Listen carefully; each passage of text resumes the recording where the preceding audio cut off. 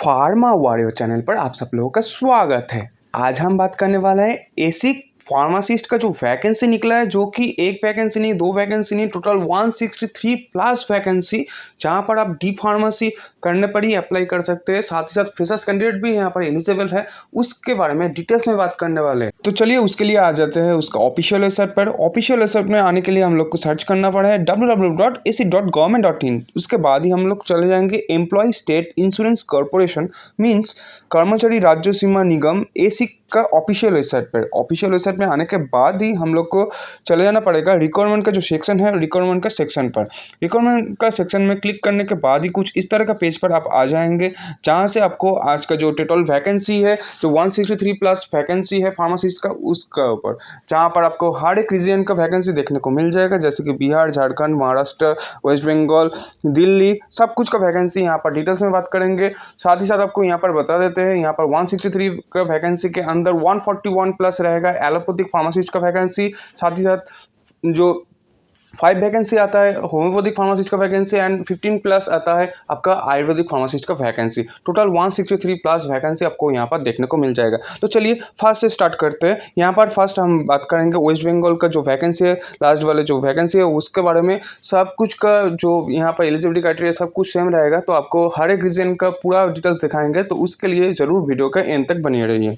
तो फर्स्ट हम स्टार्ट करते हैं वेस्ट बंगाल रीजन का वैकेंसी से, जहाँ पर आपको जो यहाँ पर फार्मासिस्ट एलोपैथिक का वैकेंसी आप देख सकते हैं, जहाँ पर अनरिजर्व कैटेगरी के अंदर आता है आपको 3 वैकेंसी, एससी के अंदर आता है 1 वैकेंसी, ओबीसी कैंडिडेट के अंदर आता है 3 वैकेंसी एंड ईडब्ल्यूएस कैंडिडेट के अंदर आता है 1 वैकेंसी। टोटल 8 वैकेंसी आपको यहाँ पर एलोपैथिक फार्मासिस्ट में देखने को मिल जाएगा। साथ ही साथ आयुर्वेदिक फार्मासिस्ट का जो वैकेंसी टोटल 1 पोस्ट है, और जो फार्मासिस्ट होम्योपैथिक का जो वैकेंसी है वहाँ पर भी आपको 1 वैकेंसी देखने को मिल जाएगा। इस तरीके से हम हर एक रीजन को चेक करेंगे, बट वीडियो का लास्ट पर। फर्स्ट हम बात कर लेंगे यहाँ पर एलिजिबिलिटी क्राइटेरिया क्या है इसमें अप्लाई करने के लिए। तो यहाँ पर आपको जो ब्लाइंडनेस है, मतलब जो फिजिकली वीकर डिवीजन है, उसमें भी आप अप्लाई कर सकते हैं। उसके लिए जो क्राइटेरिया यहाँ पर दिया गया है उसको आप चेकआउट कर सकते हैं। इसके बारे में ज़्यादा नहीं बात करते हैं। तो चलिए आ जाते हैं यहाँ पर एसेंशियल जो क्वालिफिकेशन है उसके बारे में। तो यहाँ पर एसेंशियल क्वालिफिकेशन का जो फार्मासिस्ट एलोपैथिक का जो वैकेंसी है वो आप देख सकते हैं। यहाँ पर लेवल 5 का आपको सैलरी दिया जा रहा है, जहाँ पर 29,200 से स्टार्ट होकर आपका 92,300 तक आपको पेमेंट मिलने वाला है।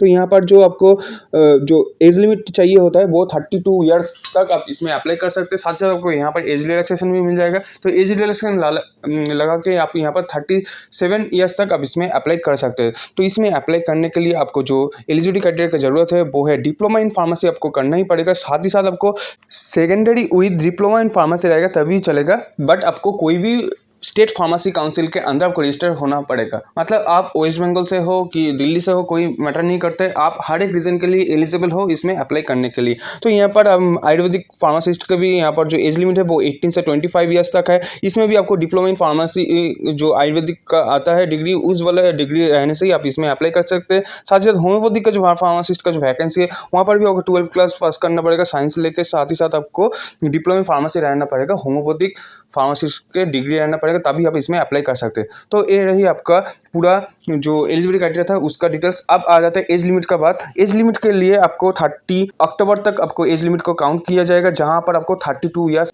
तक अप्लाई कर सकते हैं। तो साथ ही साथ आपको SC ST के लिए 5 ईयर्स का बेनिफिट, OBC के लिए 3 ईयर्स का बेनिफिट, और भी ज़्यादा एज लिमिट का बेनिफिट पाने के लिए आपको PWD क्राइटेरिया और सर्विस वन के अंदर भी आप अप्लाई कर सकते हैं, आपका क्वालिटी मैच करता है। तो अब यहाँ पर नेशनल जो सिटीजनशिप होना चाहिए वो आपको इंडियन सिटीजनशिप, नेपाल, भूटान का सिटीजनशिप रहने पर भी आप इसमें अप्लाई कर सकते हैं। अब आ जाते हैं यहाँ पर रजिस्ट्रेशन का प्रोसेस क्या रहेगा, मतलब रजिस्ट्रेशन में आपको क्या कुछ रेडी करना पड़ेगा उसके बारे में। तो जिसका ऊपर डिटेल्स वीडियो जल्दी आने वाला है हमारे फार्मा न्यूज़ चैनल पर, तो आप इसमें कैसे अप्लाई करना है उसके बारे में जानना चाहते हैं तो जरूर फार्मा न्यूज़ चैनल को सब्सक्राइब करके रखिए। तो फर्स्ट बात करते हैं यहाँ पर रजिस्ट्रेशन के लिए। यहाँ पर आपको फोटोग्राफ चाहिए होता है, जो कि एक पासपोर्ट साइज का फोटोग्राफ, जैसे कि 4.5 सेंटीमीटर इंटू 3.5 सेंटीमीटर का आता है। एक सिग्नेचर करना पड़ेगा आपको ब्लैक इंक से, यहाँ पर मेंशन किया गया है, आपको ब्लैक इंक से आपको सिग्नेचर करना पड़ेगा। साथ ही साथ आपका लेफ्ट थंब इंप्रेशन भी यहाँ पर चाहिए होगा, और यहाँ पर आपको आपका जो हैंड राइटिंग डिक्लेरेशन है वो भी यहाँ पर चाहिए होगा, वो भी यहाँ पर इंग्लिश लैंग्वेज के अंदर ही चाहिए होगा। तो यहाँ पर हैंड राइटिंग डिक्लेरेशन में आपको क्या लिखना है,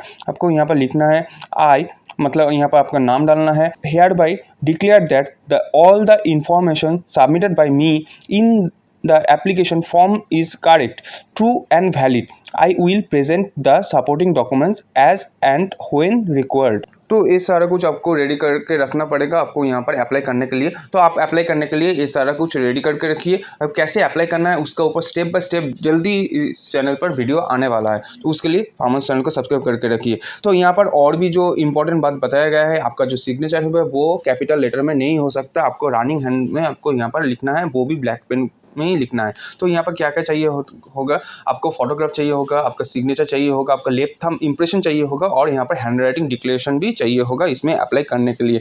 साथ ही साथ आपको एक वैलिड ईमेल आईडी और वैलिड फ़ोन नंबर चाहिए होगा जो कि एक्टिव रहता है टिल 1 ईयर तक, क्योंकि यहाँ पर सारा इन्फॉर्मेशन आपको भेजा जाएगा email ID and phone number के थ्रू। तो फर्स्ट प्रोसेस क्या रहेगा आपको यहाँ पर, फर्स्ट प्रोसेस आपको रहेगा एप्लीकेशन रजिस्ट्रेशन का प्रोसेस। उसके बाद आएगा आपका पेमेंट, यहाँ पर जो फीस पेमेंट होगा एप्लीकेशन फीस, उस वाला पेमेंट फीस करना पड़ेगा। उसके बाद डॉक्यूमेंट स्कैन एंड अपलोड, मतलब इस वाले जो डॉक्यूमेंट्स है सारा डॉक्यूमेंट्स आपको यहाँ पर अपलोड करना पड़ेगा। तो अभी आपका मन में क्वेश्चन आएगा होगा आपको यहाँ पर एप्लीकेशन फीस क्या पेमेंट करना पड़ेगा। तो एप्लीकेशन फीस जानने के लिए यहाँ पर आ जाते हैं एप्लीकेशन ऑफ द फीस का ऊपर, जहाँ पर आपको SC ST PWD कैंडिडेट, साथ ही साथ फीमेल कैंडिडेट के लिए आपको यहाँ पर सिर्फ 250 रुपीज़ पे करना पड़ेगा, और जो अनरिजर्व कैटेगरी है OBC कैंडिडेट है उसके लिए आपको 500 तक पे करना पड़ेगा।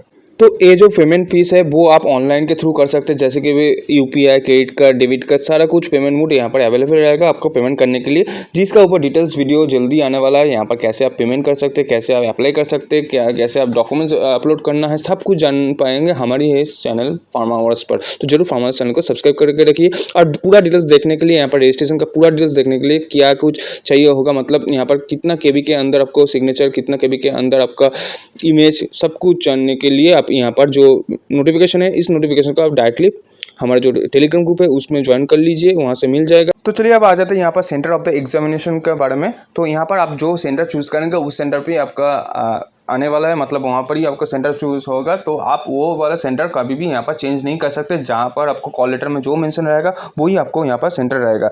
तो एग्जाम देने के लिए कोई भी TIDA जो गवर्नमेंट की तरफ से प्रोवाइड नहीं किया जाएगा, वो यहाँ पर सिंपली मेंशन करके दिया गया है। तो आ जाते हैं यहाँ पर स्कीम ऑफ द एग्जामिनेशन, मतलब यहाँ पर एग्जामिनेशन कैसे होने वाला है, मतलब कितना मार्क्स का होने वाला है, कितना टाइम तक होने वाला है, और क्या कुछ यहाँ पर क्वेश्चन रहेगा। तो आप यहाँ पर देख सकते हैं आपका प्रोफेशनल नॉलेज के ऊपर 50 क्वेश्चन रहेगा, जहाँ पर आपको 100 मार्क्स दिया जाएगा, मतलब पर क्वेश्चन 2 मार्क्स करके रहेगा। साथ ही साथ जनरल अवेयरनेस का जो क्वेश्चन है वो 10 मार्क्स का रहेगा, जनरल इंटेलिजेंस का क्वेश्चन पर 20 मार्क्स का क्वेश्चन एंड 20 क्वेश्चन रहेगा, 20 मार्क्स का मतलब 1 मार्क्स करके। एंड अरिथमेटिक जो एबिलिटी रहेगा, मतलब मैथ का ऊपर, रीजनिंग के ऊपर जो क्वेश्चन रहेगा वो 20 मार्क्स का रहेगा, और 20 क्वेश्चन ही रहेगा। तो यहाँ पर टोटल जो क्वेश्चन रहेगा वो 100 क्वेश्चन एंड टोटल जो मार्क्स रहेगा 150 मार्क्स का क्वेश्चन होगा, जहाँ पर प्रोफेशंस नॉलेज का जो क्वेश्चन रहेगा उसके लिए 60 मिनट टाइम डिफरेंस से दिया जाएगा, और अदर्स जो क्वेश्चन रहेगा जैसे कि general awareness, general intelligence and arithmetic ability, उसके लिए आपको 60 मिनट्स टाइम दिया जाएगा डिफरेंस से। तो टोटल 120 मिनट्स का आपको यहाँ पर एग्जाम होने वाला है इस एसिक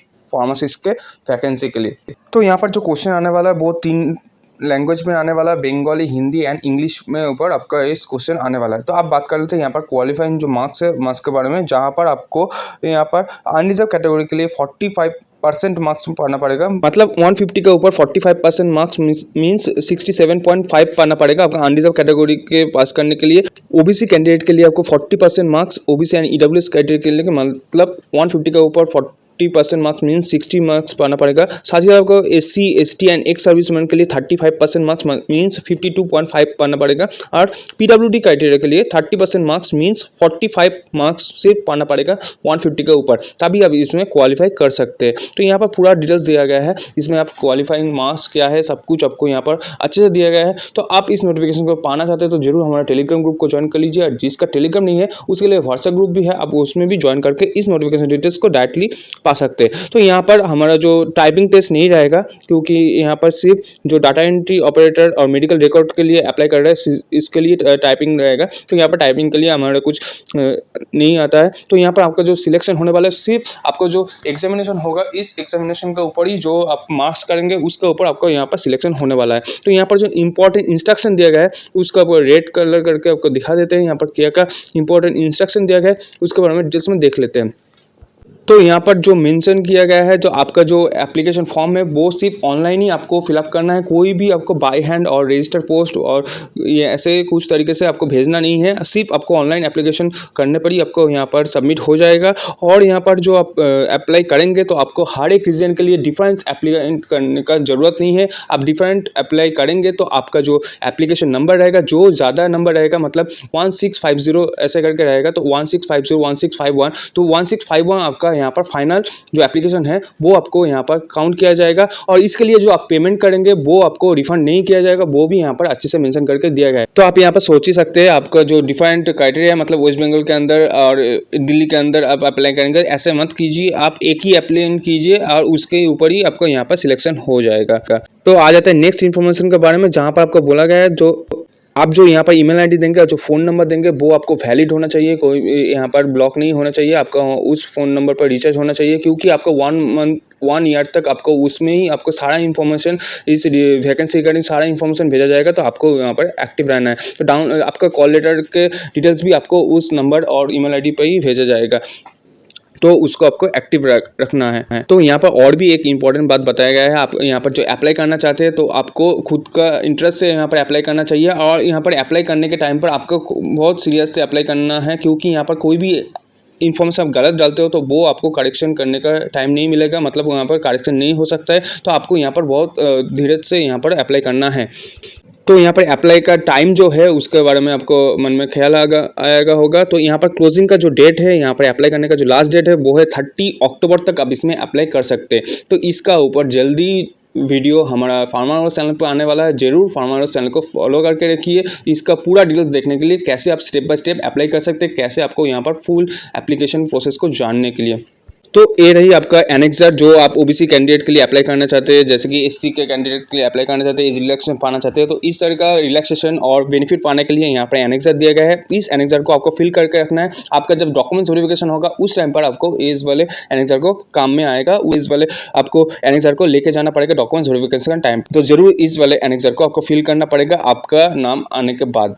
तो अभी टाइम आ चुका है यहाँ पर सारा जो वैकेंसी है फार्मासिस्ट का ऊपर हर एक रीजन में आपको दिखाने के लिए। तो यहाँ पर है आपका दिल्ली एनसीआर के लिए आप आ जाएंगे, यहाँ पर आप देख सकते हैं फार्मासिस्ट एलोपैथिक के लिए जो टोटल वैकेंसी है वो 91 पोस्ट की वैकेंसी। यहाँ पर आयुर्वेदिक फार्मासिस्ट के लिए जो वैकेंसी है वो 11 वैकेंसी, एंड यहाँ पर फार्मासिस्ट होम्योपैथिक के जो वैकेंसी है वो है 6 वैकेंसी। तो इस तरह का और भी रीजन में आप देख लेंगे, जैसे कि यहाँ पर जम्मू कश्मीर में आप देख सकते हैं यहाँ पर फार्मासिस्ट एलोपैथिक के लिए जो टोटल वैकेंसी है वो है 2 पोस्ट के लिए वैकेंसी, और फार्मासिस्ट आयुर्वेदिक के लिए जो वैकेंसी है वो है 1 वैकेंसी।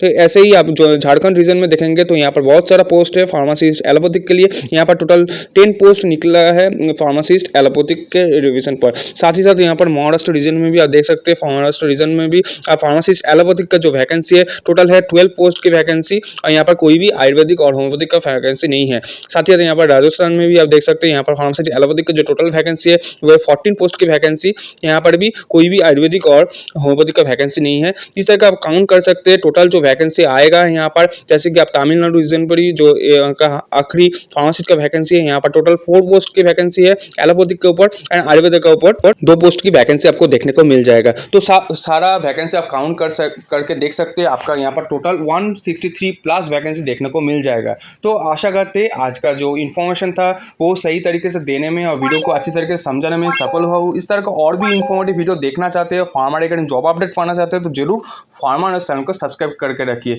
साथ ही साथ आपको फ्रेंड के साथ शेयर कीजिए, आपका भी फ्रेंड को हेल्प करने के लिए। और इसमें कैसे अप्लाई करना है उसके बारे में जानना चाहते हैं तो जरूर फार्मर हाउस चैनल को सब्सक्राइब करके रखिए। साथ ही साथ हमारा जो टेलीग्राम ग्रुप है उसमें ज्वाइन कर लीजिए इस नोटिफिकेशन का डिटेल्स और हर एक रीजन का पोस्ट का डिटेल्स देखने के लिए। और जिसका टेलीग्राम नहीं है उसके लिए व्हाट्सएप ग्रुप भी है, उसमें भी ज्वाइन करके सारे इन्फॉर्मेशन डिटेल्स पा सकते हैं। तो आज के लिए इतना तक ही, मुलाकात होगा नेक्स्ट वीडियो में। तब तक keep updates always all time with farmer house के साथ बने रहने के लिए आशंका।